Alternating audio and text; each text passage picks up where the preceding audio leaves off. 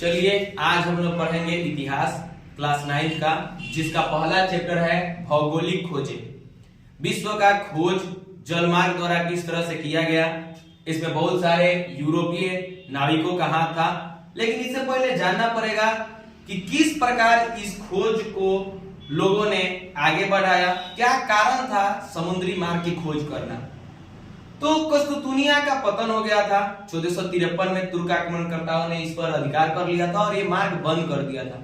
वही हम लोग पढ़ेंगे कस्तूनिया कहां पड़ता था, कैसे पतन हुआ। सबसे पहले हम लोग पढ़ेंगे पवित्र रोमन साम्राज्य। क्या था पवित्र रोमन साम्राज्य? तो 9वीं शताब्दी में एक शक्तिशाली साम्राज्य के रूप में इसकी स्थापना हुई थी। 9वीं शताब्दी में बहुत ज्यादा शक्तिशाली साम्राज्य के रूप में इसकी स्थापना हुई थी। एक व्यक्ति था जिसने इसकी स्थापना की था।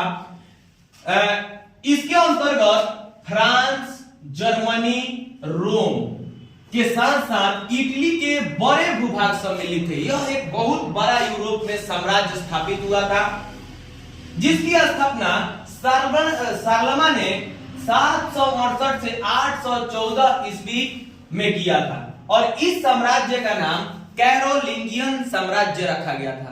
शारलमा ने 768 से 814 तक जिसका जीवन काल था, इस साम्राज्य की स्थापना शारलमा ने किया था और इसका नाम रखा था कैरोलिंगियन साम्राज्य। साम्राज्य का नाम रखा था कैरोलिंगियन साम्राज्य।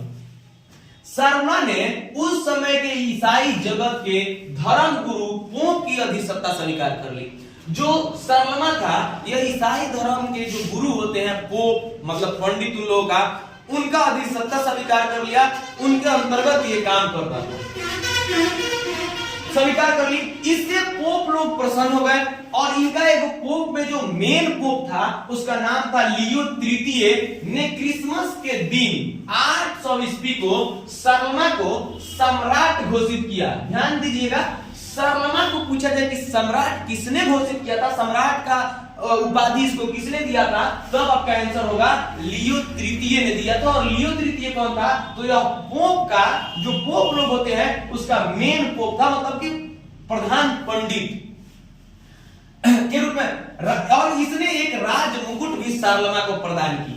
इस घटना के पश्चात जो कैरोलिंगियन साम्राज्य की स्थापना शारलमा ने किया था, इसी का नाम बदल करके और पवित्र रोमन साम्राज्य रखा गया था।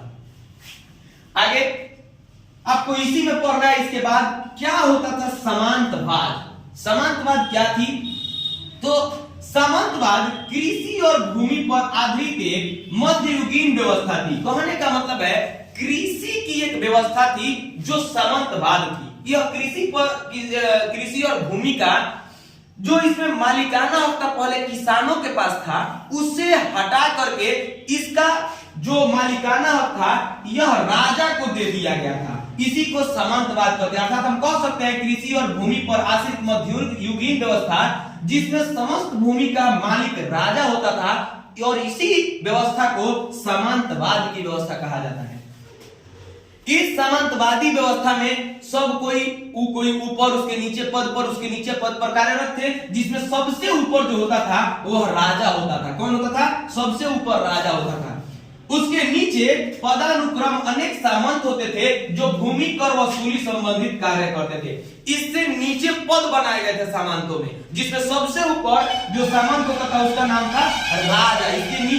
इसके नीचे आते थे ड्यूक या अर्ल, यह एक प्रकार का पद है, और इसके नीचे बैरन, इसके नीचे नाइट। इस व्यवस्था में जो सबसे नीचे जिनका स्थान था वह कृषक थे और कर्मी थे, जो सबको भोजन देने का काम करते थे, सबके लिए मेहनत किया करते थे। उनका स्थान सामंतवाद में सबसे नीचे आता था। इन्हीं लोगों का जमीन पर मालिकाना हक राजा का होता था, और घटती क्रम में सबसे नीचे आते थे कृषि और कर्मी।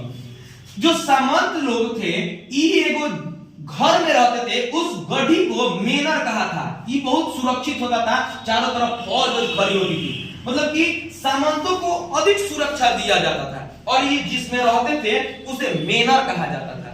और यही था आप लोगों का आज का क्लास, जिसमें आप लोगों ने पवित्र रोमन साम्राज्य को समझा, सामंतवाद क्या होता है, सामंतवाद का अर्थ मालिक कौन होता था? तो राजा होता था। इसमें सबसे नीचे कौन आता था? किसान आता था। और यह आज आप लोगों का यहीं तक क्लास रहेगा। लाइक करें, सब्सक्राइब करें।